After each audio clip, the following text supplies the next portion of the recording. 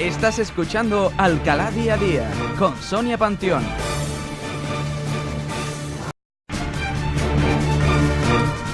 Las 11:03 de la mañana, es lunes 29 de abril. Ya te lo hemos venido anunciando durante este tiempo de radio que estamos compartiendo tú y yo a través del 107.7 de la FM. Hoy vamos a hablar de la educación de los menores en protección, educación y discapacidad, y todo a cargo de la Asociación Paz y Bien y esos 12 meses, 12 causas que estamos manteniendo Radio Guadaira y la Asociación Paz y Bien para celebrar el 40 aniversario de esta asociación con sede en Alcalá de Guadaira.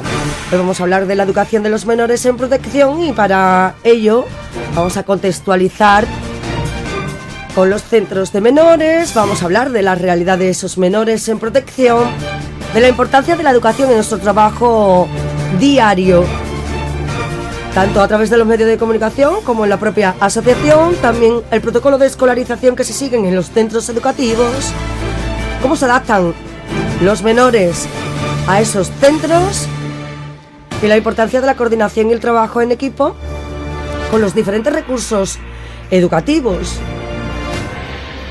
Y para hablar de todo esto tenemos con nosotros a Elena Bravo, que es psicóloga de educación en la infancia y la juventud, en la educación temprana. Tenemos también a Elena Falcón Troncoso, alumna en prácticas de segundo de técnico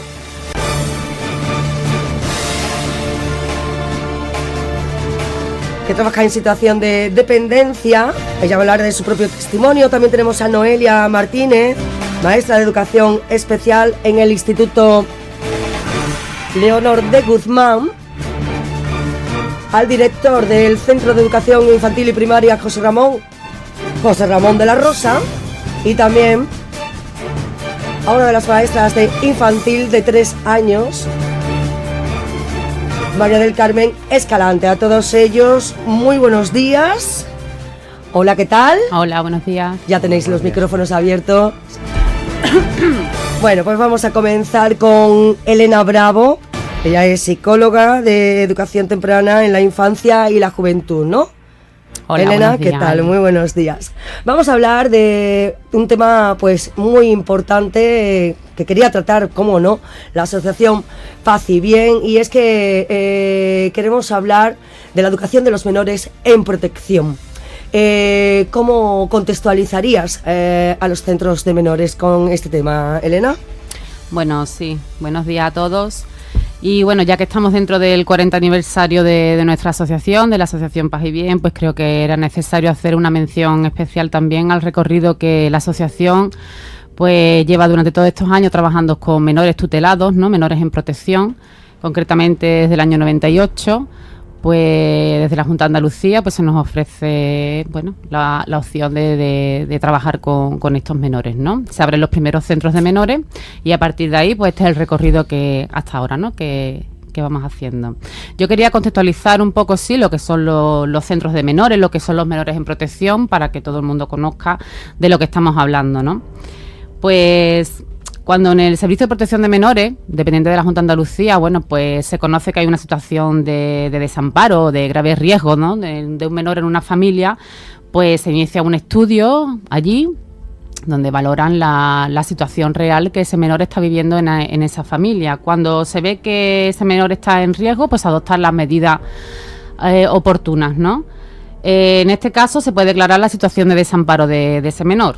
¿Qué es una situación de desamparo? Pues una situación de desamparo es cuando se produce realmente el incumplimiento o el imposible ejercicio de los deberes de protección, ¿no? para ese menor. Estamos hablando pues de abandono voluntario, pues de maltrato físico, abuso sexual, la inducción a la mendicidad, trastorno mental incluso de los propios progenitores, ¿no? Drogadicción y consumo de sustancias tóxicas por los propios progenitores, en fin, todo lo que es un entorno sociofamiliar que deteriora gravemente el desarrollo de su personalidad, de la personalidad de estos menores, ¿no? Uh-huh.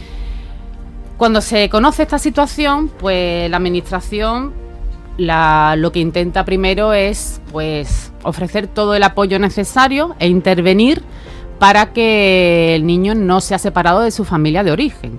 Eso es lo principal, ¿no? Cuando todos esos recursos que se llevan a cabo, pues no dan los resultados esperados, pues se tiene que tomar una medida de protección, ¿no? Claro. Entonces tenemos el acogimiento familiar y el acogimiento residencial. Siempre se aboga primero por el acogimiento familiar, ¿vale? Es la mejor medida para estos menores. El acogimiento familiar, estamos hablando de acogimiento familiar con familia extensa, con la propia familia de los menores, ¿no? Abuelos, tíos, etcétera. Y si esto tampoco es posible, porque el entorno familiar del menor pues se extiende hasta la familia extensa, ¿no? Y es también muy desestructurado, pues entonces nos queda el acogimiento familiar en familia ajena, ¿vale? Cuando tampoco es posible, porque no se encuentra familia en ese momento para que pueda atender las necesidades de ese menor, pues la medida que se opta es por el acogimiento residencial, ¿no? De que es lo que vamos a hablar aquí hoy, ¿no? El acogimiento residencial no es otra cosa que, bueno, que proporcionar a esos menores pues un lugar de residencia, de convivencia, pues que cumpla pues con una adecuada satisfacción de esas necesidades de protección, de educación, de desarrollo, incluyendo, por supuesto, las actuaciones terapéuticas y rehabilitadoras, ¿no? que sean necesarias.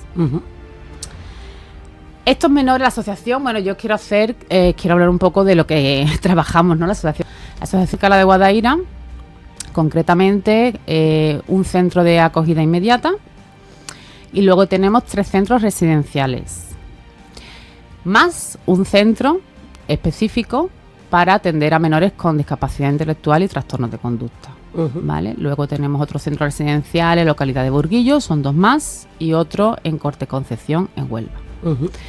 Nuestra experiencia es larga, como vengo diciendo, desde el año 98, y bueno, durante todos estos años pues hemos podido ver pues mucha situación diversa, ¿no? de menores, muchos perfiles distintos en los que bueno, hemos visto las necesidades que realmente estos niños presentan, ¿no? ¿Y de qué necesidades estamos hablando? Pues de muchas. Pues los menores llegan a nuestros centros pues presentando muchísimas necesidades, como decía, ¿no? La historia de vida de estos menores no ha sido fácil. Han pasado por situaciones muy traumáticas que debemos tener en cuenta a la hora de trabajar con ellos. Nosotros siempre decimos que estos niños vienen cargados con una mochila cargada pues de inseguridades, de miedos, de rabia, de enfado, de incomprensión, la mayoría de ellos con un vínculo y un apego muy desestructurado. Entonces, toda esta situación, pues, ¿qué supone? Pues supone unas graves consecuencias en el desarrollo social y emocional de estos menores, ¿no? Con importantes desajustos en el desarrollo psicosocial, dificultades en la competencia social y emocional, pues que influyen negativamente pues en la capacidad para formar nuevas relaciones, que pueden traducirse incluso en situaciones de aislamiento, de mucha agresividad. Entonces, también se encuentra, y además que creo que es el tema en cuestión aquí, ¿no? Que se encuentra pues estos menores una situación de un deterioro muy grave en el área cognitivo-intelectual, ¿vale? Con muchísimas dificultades escolares. Estos niños traen muchísimas dificultades escolares.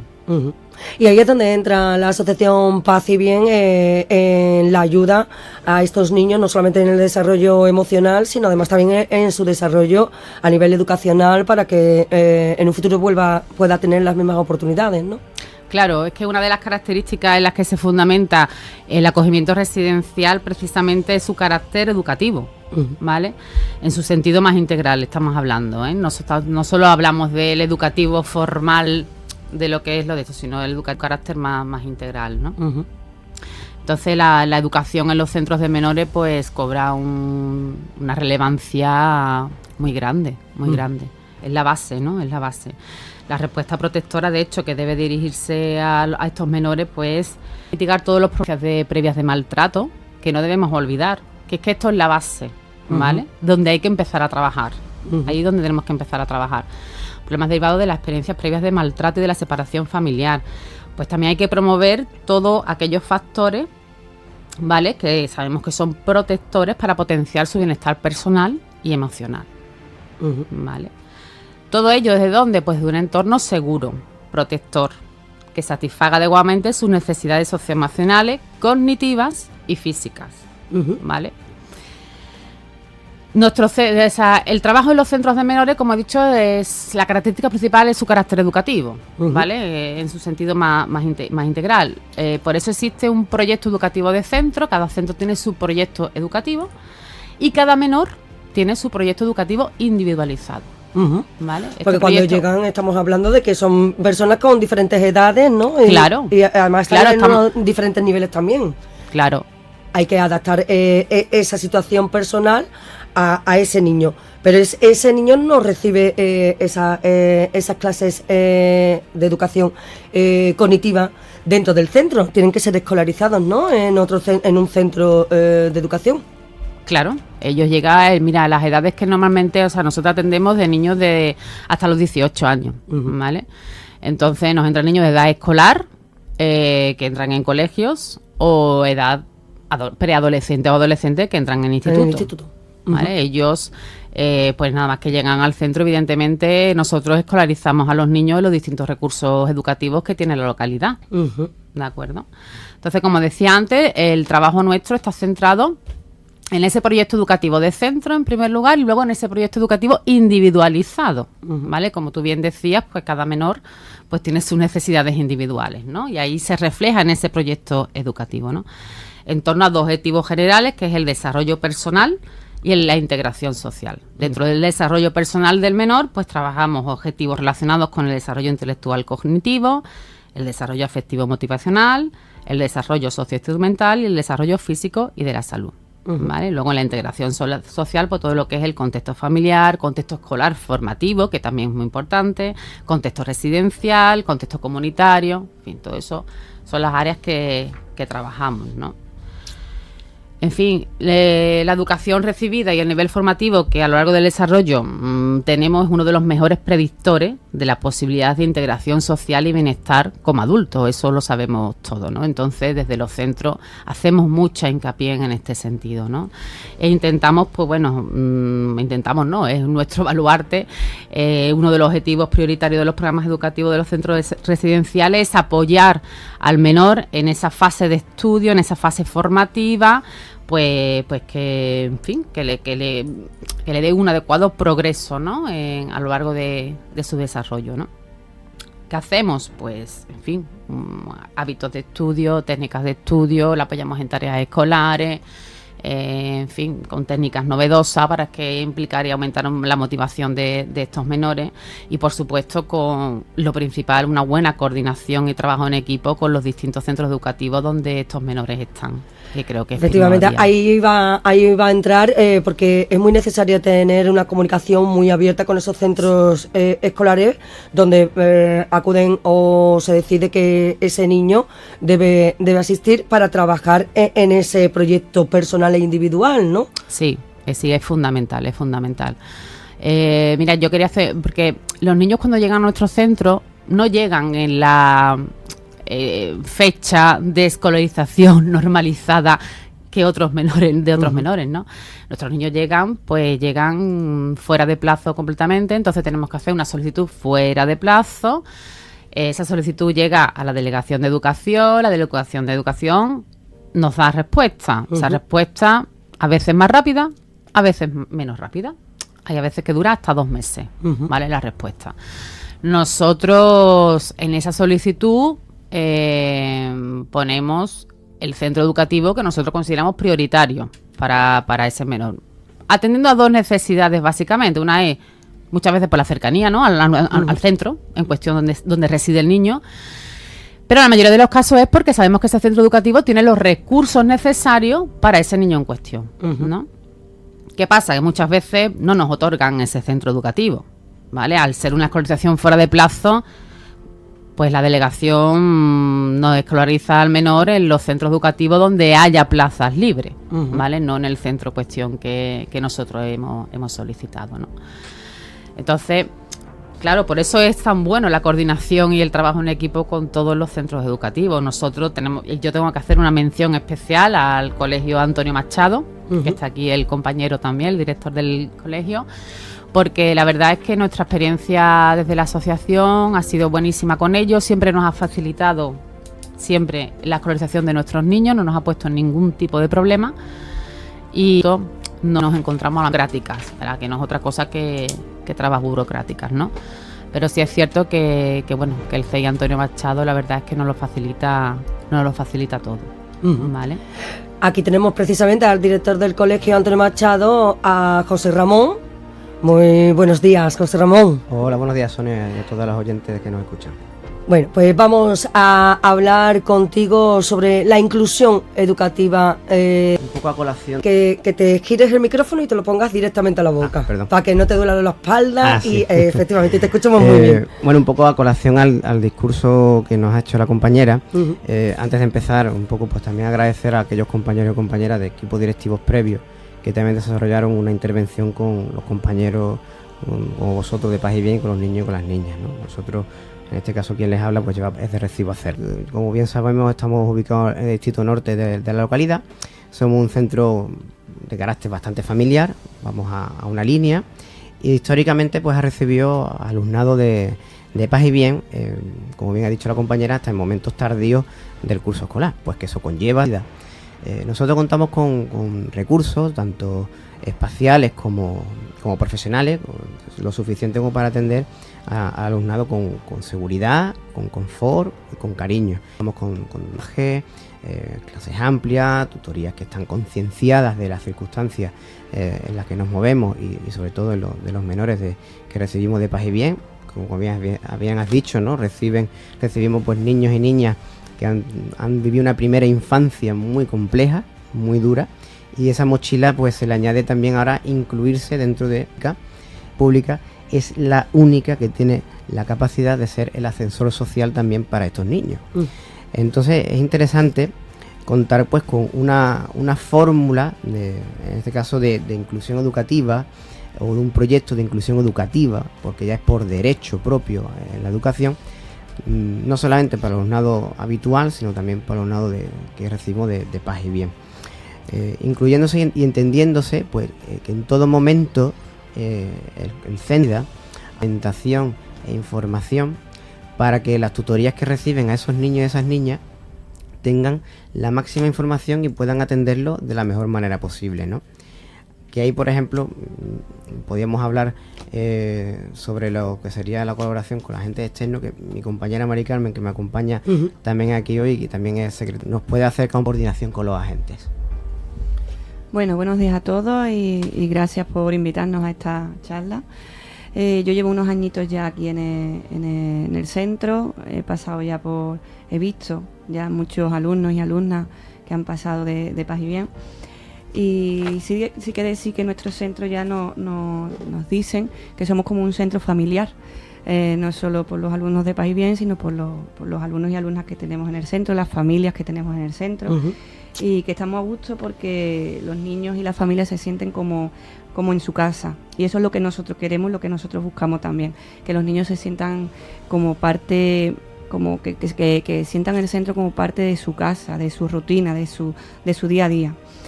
Entonces nosotros miramos al niño de forma individual, lo que cada uno trae dentro de su mochila, no solo estos alumnos de Paz y Bien, sino que cada uno trae su propia mochilita. Y intentamos darle respuesta a cada uno de ellos, en la medida y dentro de los recursos que tenemos.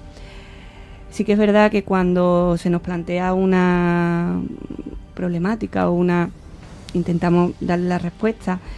Por ejemplo, con los viajes de fin de curso, que siempre queremos que nuestros alumnos puedan visitar y vean y persigan ilusiones y presentarle a los niños cosas nuevas y cosas que a lo mejor nunca van a tener esa oportunidad de presenciar y vivir. Hemos ayudado a los alumnos de Paz y Bien, lo que hemos hecho en el cole. Un ejemplo fue la donación que dio el equipo de fútbol del Betis, del Sevilla. Y hicimos un sorteo en el que participaron los alumnos, las familias, los profesorados, y pudimos financiar o por lo menos ayudar a ese viaje de fin de curso para que aquellos alumnos de Paz y Bien pudieran ir, y lo conseguimos. ¿Qué más? Pues también decir que en cuanto a los agentes externos que colaboran con nosotros, tenemos también a los familiares que vienen a leernos cuentos, al tránsito que tenemos de secundarias también que vienen al centro de infantil, al centro de primaria, a leernos cuentos de Diamantino a nuestros niños y nuestras niñas. Pues es una forma también de abrir nuestro centro. Intentamos también ser un centro abierto, un centro en el que las familias también participen. Intentamos o tenemos en mente hacer también una escuela de padres. Queremos que los alumnos sean los protagonistas de su bien en el centro, los niños sean propios protagonistas de su aprendizaje, con unos aprendizajes significativos. El hecho está también que estamos intentando desde el año pasado montar en el centro un huerto escolar en el que los alumnos compran como después mismos recolecten y vayan aprendiendo de lo que hacen, no simplemente de lo que ven, sino de lo que hacen. Bueno, decir que ya llevamos bastantes años intentando que nuestro centro sea un centro en el que toda la familia y todos los niños se encuentren a gusto, se encuentren bien, y que sobre todo que los niños de Paz y Bien pues que también tengan su sitio en nuestro centro. Fíjense, ¿no?, cómo es, ¿no? Hablábamos la compañera habló de materia de integración y de inclusión, ¿no? Una de las piezas fundamentales es la educación pública, es el segundo agente de socialización que tienen los menores, ¿no? Nosotros todo el proceso de aprendizaje, o por lo menos esa es la idea que tenemos en el centro de un tiempo a esta parte, es incluir no solamente el aprendizaje nuclear de contenido, sino el aprendizaje emocional. Tocaste un tema muy interesante, que es el tema socioafectivo. Nosotros desde el centro del año pasado estamos tratando de desarrollar lo que son las prácticas restaurativas para resolver conflictos. Bien has dicho que son niños que vienen con problemas, con dificultades sociales, de conducta, y que emocionalmente la primera etapa de la infancia ha sido cruel, muy cruel en muchos casos, ¿no? Entonces buscamos que esos espacios donde ellos pueden desarrollarse, donde pueden expresarse, donde también con sus iguales, que han vivido cosas muy diferentes, también les pueda nutrir. Esa semilla que hablaba también Mari Carmen del huerto, le hablamos también de una semilla emocional, porque van a ser ciudadanos y ciudadanas de la infancia que hayan tenido. La búsqueda de esas prácticas inclusivas, el desarrollo de metodologías como el aprendizaje basado por proyectos, investigación, cooperativo, no solamente dejarnos a lo que es el libro, los rincones, los talleres en infantil, que son una de las el acercamiento a las metodologías respetuosas del aprendizaje, ¿no? Montessori, Balfour, en el centro, abrirlo literalmente a la sociedad del barrio a través de lo que sería una red de apoyo colaborativo. Eso significa, pues como habían dicho mi compañera Mari Carmen, es generar una escuela de padres y madres en nuestro centro de carácter prioritario con familias que tienen necesidades, ¿no? Inclusive teniendo en cuenta a agentes como asociaciones como Sois Vosotros Paz y Bien o cualquier otra, ¿no? Nosotros lo hemos abierto y empezamos con una primera lanzadera a través de un proyecto de innovación con la UPO para tener trabajadores sociales en práctica, educadores sociales en práctica, para el desarrollo de habilidades sociales y comunicativas, que también es una de las cuestiones interesantes a una gran parte de Paz y Bien, ¿no? La verdad es que contamos con un centro amplio, con un centro familiar, con un centro que busca una educación más respetuosa para los niños y para las niñas, y que tenga sobre todo la mayor de las prioridades, y sobre todo, como dice, una educación con paz, que se lleva, la verdad, con muchísimo mejor en el centro, y tanto así que desde el año pasado no entramos con sirena, y de este año no hacemos fila, entramos con música y nos divertimos entrando y saliendo con música. La verdad es que es agradecer, y desde aquí también lo hago a los compañeros y compañeras que han pasado por el Colegio Antonio Machado y que han tenido y han disfrutado de alumnado de Paz y Bien, y a los que estamos ahora mismo presentes y que también los estamos disfrutando. Agradeceros a vosotros vuestra intervención, porque sin vosotros la parte la inclusión más que la integración sería imposible. Así que esos 40 años ya se van quedando poco, que vengan otros 40 más, y nosotros, el Colegio Antonio Machado, abiertos a cualquier niño y niña, y con mucha profesionalidad se atenderá. La verdad es que es interesantísimo, y después nosotros no contamos con todas las modalidades de escolarización, contamos con la modalidad B, que sería niños que intervienen o niñas que intervienen en el aula de apoyo a la integración, pero bien cierto es que existen otras modalidades, que es la modalidad C, que serían las aulas específicas, que quizás pues la compañera Noelia pues nos puede hablar sobre ello. Porque claro, cuando hablamos, José Ramón, de la inclusión en un centro escolar en edad temprana, pues quizás a lo mejor sea más fácil porque uno tiene mayor dominio, ¿no?, sobre la persona. Pero Noelia Martínez, ella es maestra de educación especial en el Instituto Doña Leonor de Guzmán.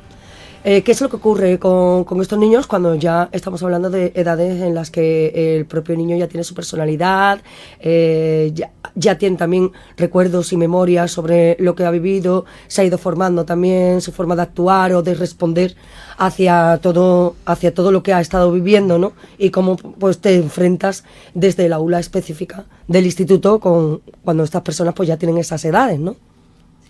Hola, buenos días a todos. Bueno, Pégate un poquito más, ¿eh? Sí, porque no se te escucha muy bien. ¿Sí? ¿Ahora? A ver, dale, Bueno, habla. Hola, buenos días. Y si no, coge mejor el micrófono de Elena, coge ese micrófono mejor, o el de José Ramón, vale. Hola, buenos días. Eso, que queremos ¿Ahora escucharte sí? perfectamente. Vale. Buenos días a todos. Muchas gracias también por la invitación. Bueno, yo en primer lugar también, antes de introducir o bueno, un poquito profundizar más sobre el aula específica, sí que también quiero mencionar que en el Instituto Doña Leonor de Guzmán realmente tenemos varios recursos. Tenemos también la modalidad B que comentaba José Ramón. Tenemos en total 4 maestras de PT, 2 aulas de apoyo en modalidad B. Es decir, son maestras que dan el apoyo a alumnos con necesidades, pero que se encuentran en el aula ordinaria, escolarizados, y luego contamos con 2 aulas específicas, en una de ellas es donde me encuentro yo, donde ya están alumnos con unas necesidades que son más significativas y por tanto, bueno, pues necesitan una atención mucho más individualizada y más intensa. Entonces están la mayor parte del tiempo en ese aula, pero también contamos con la figura de una monitora en integración social, que está a tiempo completo en las aulas específicas, que precisamente es la que, bueno, tiene un papel también muy relevante de cara a la inclusión social, que tanto también hablamos, ¿no?, en el aula ordinaria y en el centro, tanto en recreos como en cualquier participación de cualquier actividad a nivel de centro, ¿no? Entonces, bueno, pues la verdad que contamos con bastantes recursos para ser además un centro de educación secundaria, y creo que en ese sentido también hay que bueno, pues destacar en este caso es un referente importante de cara a la atención a la diversidad de estos alumnos, ¿no?, tanto con necesidades o sin necesidades educativas especiales, ¿no? Entonces, bueno, de cara al afrontamiento, ¿no?, en el aula específica, ¿no?, que es lo que me preguntabas, sí es bien, o sea, es cierto que realmente hay que ceñirnos, como comentan todos los compañeros, en las necesidades individuales de cada uno de ellos. Lo que sí que es verdad es que en el caso de los alumnos que proceden de Paz y Bien, siempre hay que priorizar muchísimo una primera entrevista inicial, tanto con los educadores como con los tutores legales o directores de la casa, del centro donde se encuentran, para realmente conocer bien la actual y previa a la que han estado enfrentados o bueno, los alumnos, ¿no? Muy importante, porque toda información que recibimos nos va a ayudar realmente a ajustar la respuesta educativa que vamos a ir dando a lo largo del curso, y sin esta información pues todo se dificultaría muchísimo más. Entonces, bueno, eso es fundamental, ¿no? Y luego ya de cara ya a lo que es el día a día en el aula, siempre decimos que nuestras aulas son flexibles, es decir, nuestra programación es abierta, vamos siempre al ritmo, respetando el ritmo, respetando todas las necesidades que surgen, las inquietudes, los problemas a nivel socioemocional que comentábamos, de conducta, y es para nosotros prioritario tener siempre presentes que el aula específica está creada por y para ellos, con lo cual siempre vamos a ir ajustándonos al ritmo de los alumnos, ¿no? Pero el objetivo fundamental, ¿no?, del instituto es que estos niños consigan también llegar al nivel ¿no?, pedagógico que cualquier otro niño, ¿no? Totalmente, es más, de hecho nosotros, como bien dices, el objetivo principal lo podemos llamar, sobre todo en estas edades ya en las que ya entran en la adolescencia, ya están en la educación secundaria, es que alcancen una autonomía personal pues la mayor que puedan conseguir, porque sí que es verdad que observamos carencias en el sentido de, por ejemplo, de temas relacionados con la conducta también, ¿no? Resolución de conflictos, respeto de normas, respeto de límites, y sobre todo porque están en una edad en la que siempre vamos a seguir trabajando áreas instrumentales, lengua, matemáticas, pero notamos que es también primordial poder tener una buena base, unos buenos contenidos actitudinales que realmente les permitan seguir adquiriendo otros aprendizajes y prepararles sobre todo para el día de mañana. Ya están en otra etapa, ya hay que también proyectar un poco para qué van a ser esos aprendizajes, para qué queremos conseguir con ellos, dónde van a llegar. Lo más claro es un futuro, una inserción laboral y convivir en sociedad. Entonces, para eso tenemos que aprovechar cualquier situación que se dé en el día a día, en el aula específica, para precisamente trabajar habilidades sociales, autorregulación de la conducta, impulsividad y todas las carencias a nivel socioemocional que presentan estos alumnos e incluso, como comentan los compañeros, cualquier otro alumno que tenga cualquier necesidad, ¿no? Uh-huh. Noelia, la educación por proyectos quizás es la vía más adecuada para este tipo de alumnos o en general. Pues es más bien en general. Como os comentábamos, se ve mucho trabajo en áreas instrumentales, pero ellos necesitan, yo creo que en este sentido es cualquier alumno, se ajusta a la realidad de cualquier alumno que tiene carencias o necesidades, ¿no?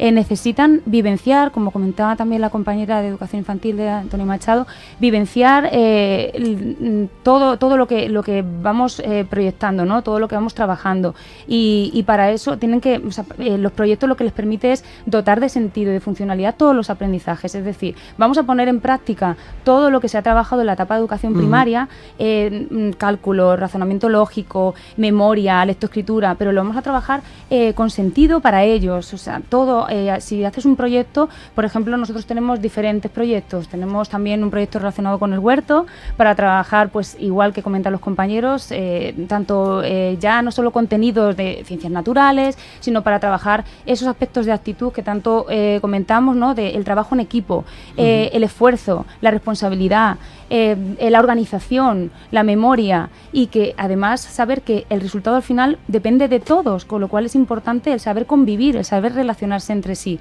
Entonces, a través de proyectos trabajamos todas esas habilidades que estamos seguros de que van a ser fundamentales para que el día de mañana, cuando puedan optar a un trabajo, puedan saber convivir, respetar que a lo mejor tenemos un compañero que no empatizamos con él, o no nos gusta, o como nos puede pasar en realidad a cualquier persona con o sin discapacidad, procedente de paz y bien o no. Entonces es fundamental. Proyectos de ese tipo tenemos también proyectos también emprendedor, para trabajar también la iniciativa empresarial, pero también, como decimos, en trabajo en equipo, el cálculo, el control del euro, de la moneda, para que luego eso también lo puedan aplicar cuando vayan a comprar.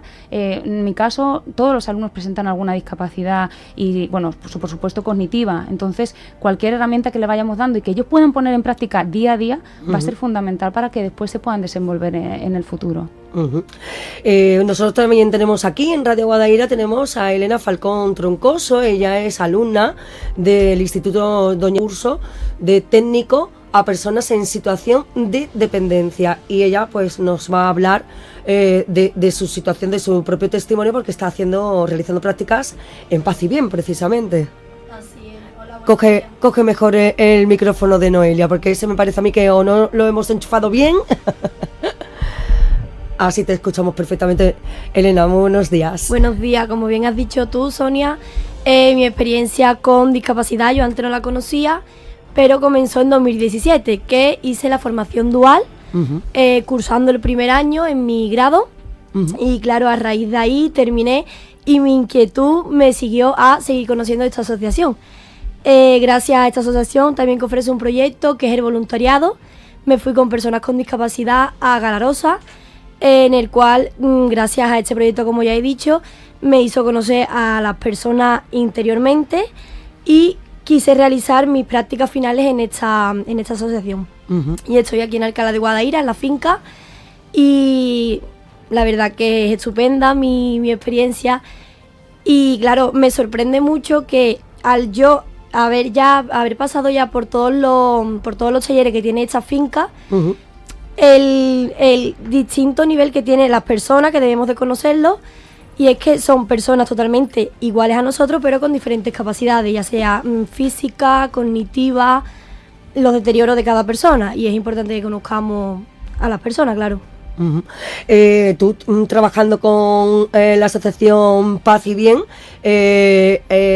también has estado estudiando en un instituto donde a lo mejor también te has encontrado con personas con discapacidad. ¿Cómo es compartir el aula, por ejemplo, con una persona con discapacidad? ¿O cómo es trabajar con personas con discapacidad? A ver, yo nunca he tenido ¿Qué experiencia diferencia? con personas con discapacidad tan interna como la tengo ahora en las prácticas. Y claro, a lo primero es difícil porque yo no sabía lo que me enfrentaba con estas personas. Yo no conocía a ninguna persona que tú decías, pues a ver cómo va a ser esta persona, va a ser... Claro, son personas, como ya he dicho, iguales a nosotros, pero tienen totalmente pensamientos diferentes, niveles diferentes y a mí personalmente me costó adaptarme a ellos, pero bueno, gracias a Dios lo he conseguido, poco a poco. ¿Crees que esta va a ser importante esta experiencia para tu futuro laboral? Totalmente. A mí me han llenado ellos de todo, de felicidad, de emociones, de momentos. Son personas que te aportan de todo. Y gracias a ellos, yo personalmente me han hecho abrir los ojos más, pensar en un futuro por y para ellos que sea mejorable. Gracias a ellos le debo muchas cosas a los chavales. Pues muchísimas gracias y enhorabuena, Elena, por haber elegido una carrera, ¿no? Unos estudios que te están llenando tanto, porque al fin y al cabo de eso se trata. Pues sí. Vamos a terminar con la amiga Elena de Paz y Bien, para cerrar este ciclo que estamos compartiendo, este espacio dedicado a la educación de los menores en protección.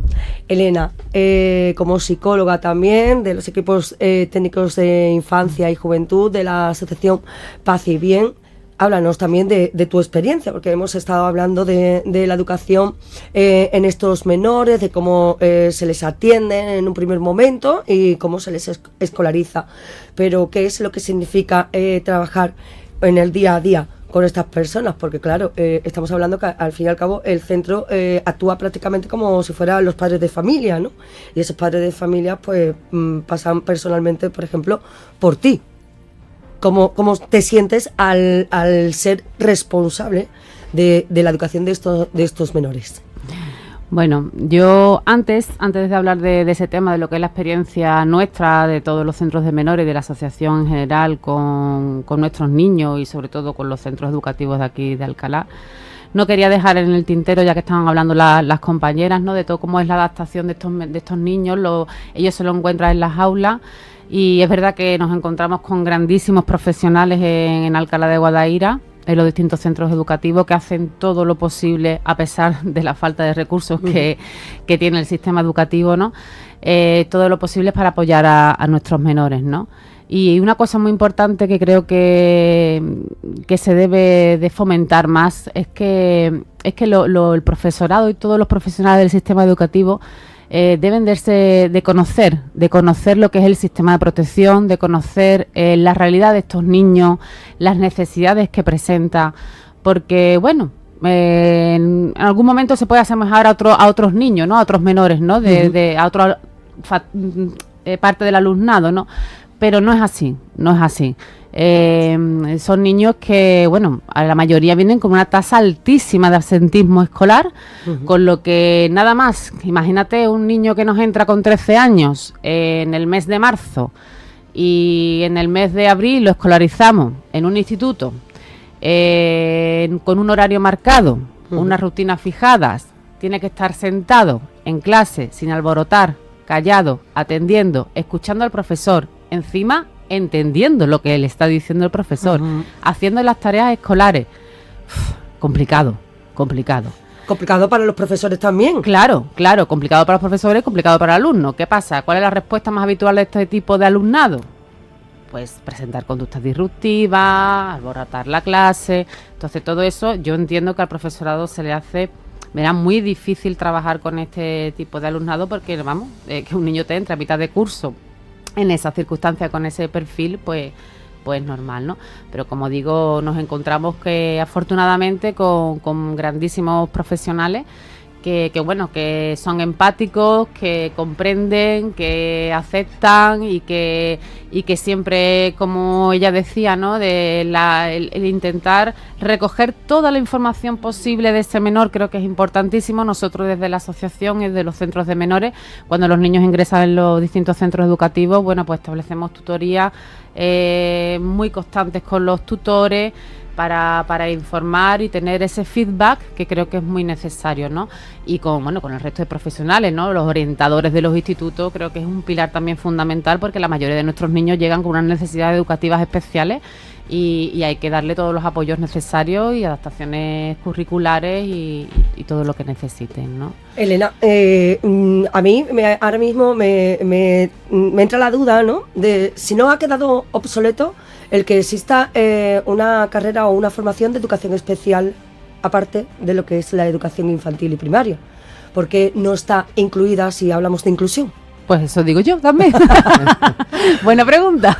Porque los profesores, los maestros, ¿no?, de escuela reciben esa educación también, sí, esa formación de educación especial para poderla aplicar en el día a día. Aquí el compañero, ¿no?, puede José Ramón. Bueno, un poco la pregunta que hace es una excelente pregunta, quizá la madre de todas las preguntas, porque de por sí la educación, y la educación pública, insisto, has hablado de por qué tiene que ser inclusiva, ¿no? Es que es un derecho de por sí. Muchas veces en las aulas se producen hasta momentos de desintegración, momentos de que los niños no pueden seguir las tareas, como bien estabas diciendo. Da igual que sea de paz y bien, da igual, ¿eh? Precisamente hay mucho debate, por ejemplo, el tema de los deberes, el tema de si se manda o no se manda. También la experiencia demuestra de que hay contextos donde se puede ayudar a desarrollar los deberes y otros no ayudan absolutamente nada, y luego llega el niño o la niña a clase y es, bueno, de una forma valorado de forma negativa, con lo cual su autoestima ahí empezamos, ¿no? El currículum de por sí, si nosotros entendemos la educación como el desarrollo de un currículum escrito por normativa o desarrollado por una editorial, ahí estamos haciendo de que todos los niños y niñas tengan que pasar por el mismo corte, con lo cual eso es imposible. Como bien decía la compañera Noelia, hay que atender, y me decía la compañera Mari Carmen, hay que atender las individualidades.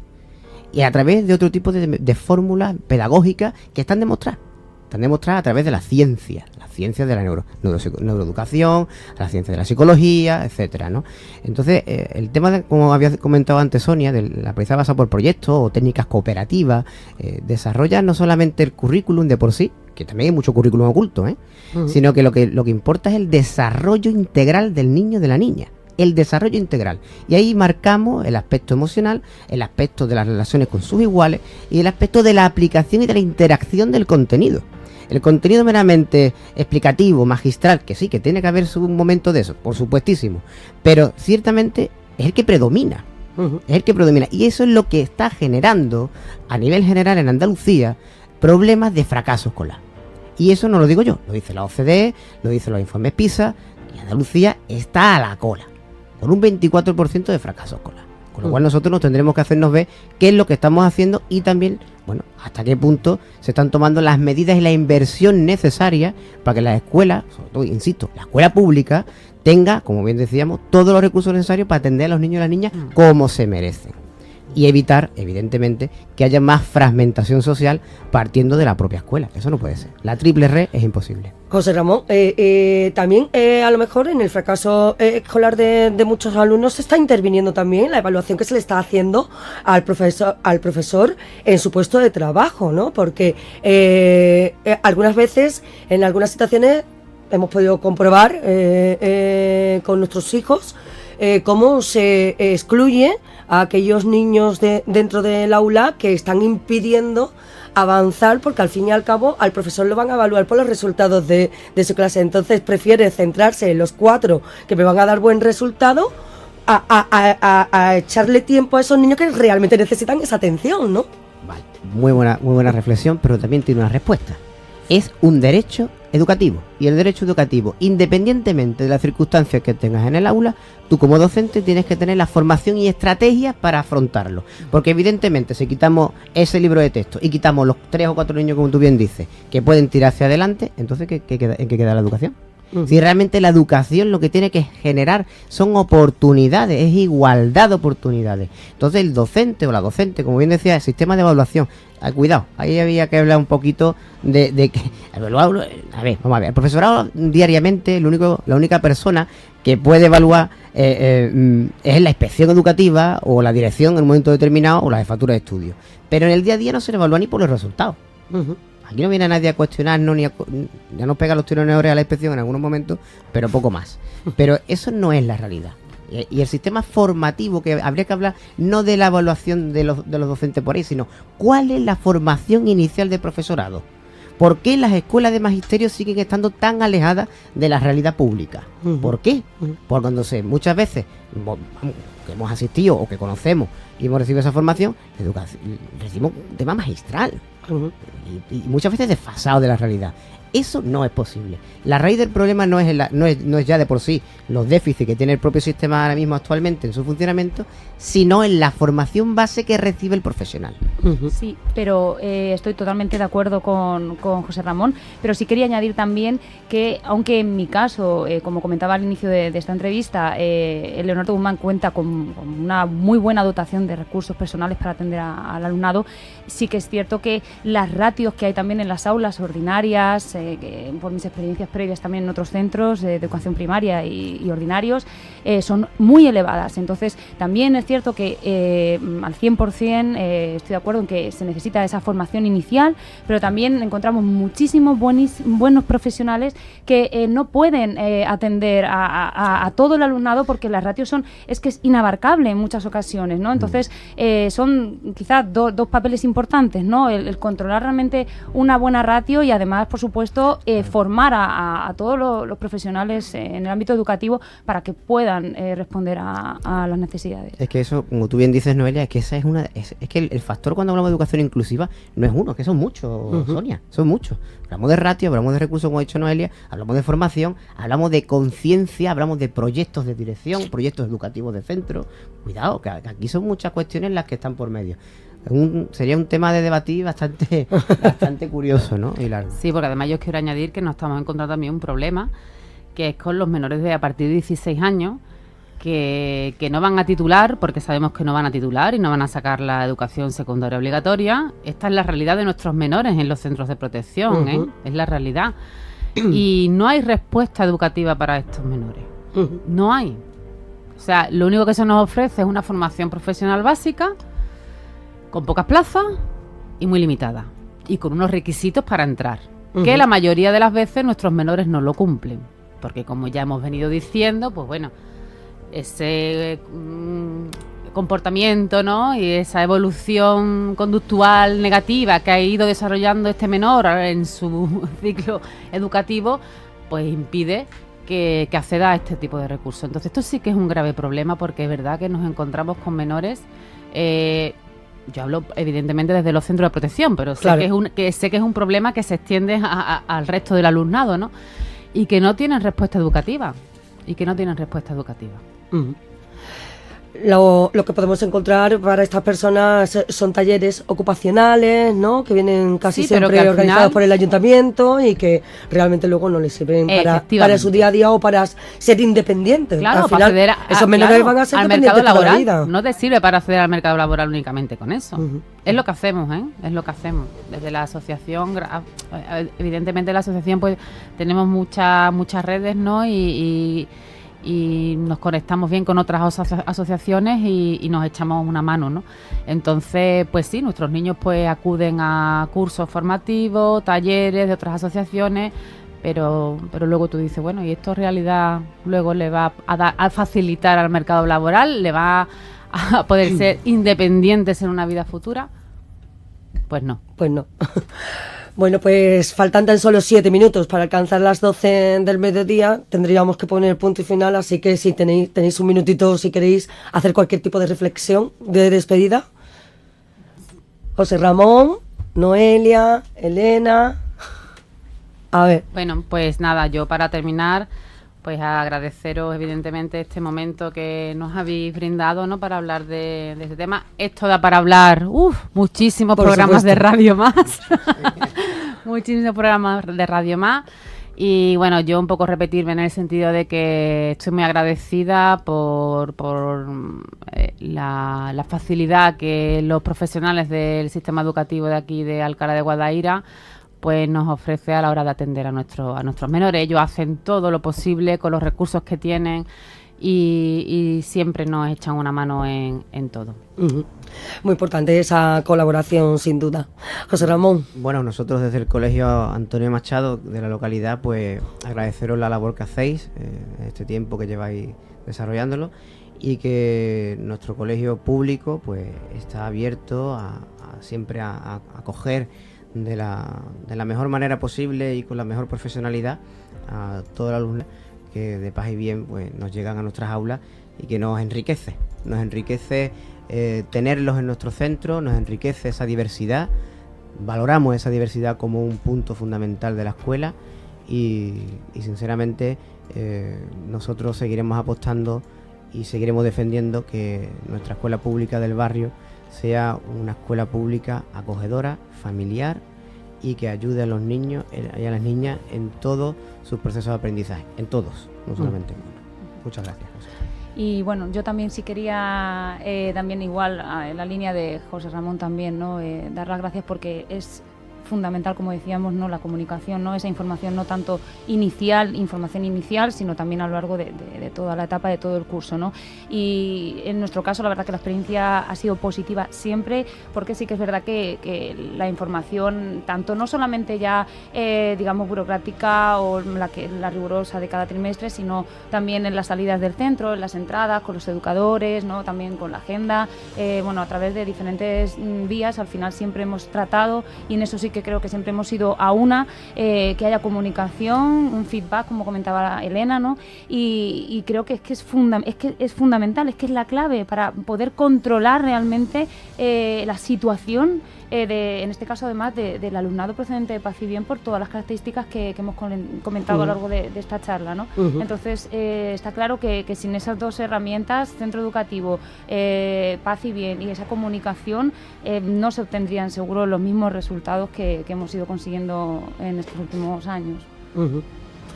Elena, la chica en práctica, después de trabajar con estos niños y demás, ¿qué crees que en un futuro vas a poder aportar al empoderamiento, digamos, de estas personas?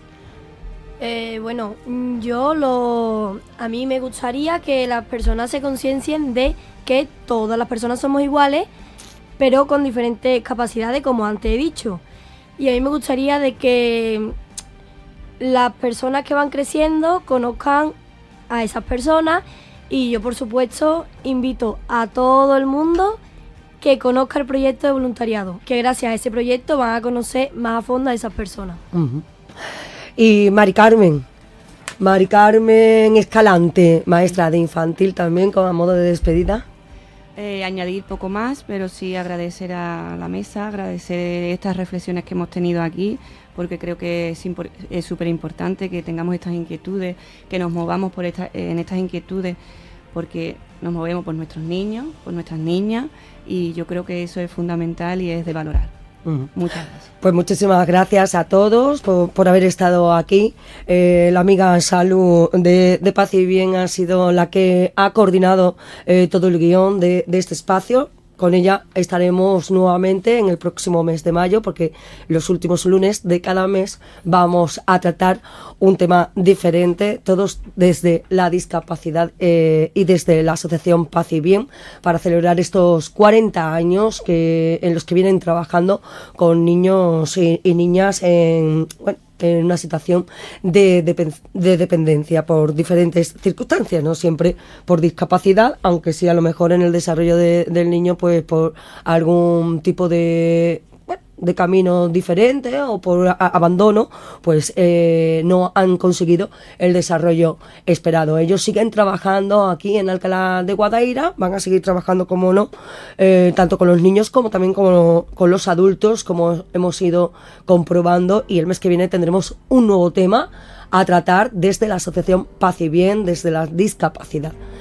Nosotros vamos a seguir aquí en Radio Guadaira. Alcalá Día a Día pone punto y final a este espacio. Mañana tendremos más. como siempre decimos, y mejor. Tendremos, como no, a nuestro amigo Tony Fernández para hablar de adicciones y seguiremos conociendo pues todo lo que sucede en nuestra ciudad. Ya sabes que Radio Guadaira es la radio de referencia, la que convierte a tu ciudad en protagonista y, como no, a través de los propios ciudadanos y ciudadanas que cada día pasan por aquí, por esta radio. Sintonízanos en el 107.7 de la FM. Ya sabes que también nos puedes escuchar a través de internet en la web www.radioguadaira.listentobarradio.com. Pero que si te ha sonado a chino, nos buscas en Facebook o Twitter, que ahí vas a encontrar el enlace para pincharlo directamente. Las 24 horas del día, los 365 días del año, contigo. Ya sabes, somos tu radio de referencia.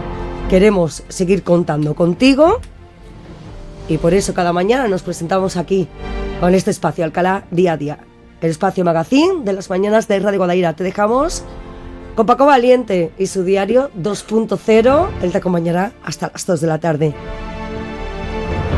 Mañana más. Adiós. Alcalá Día a Día.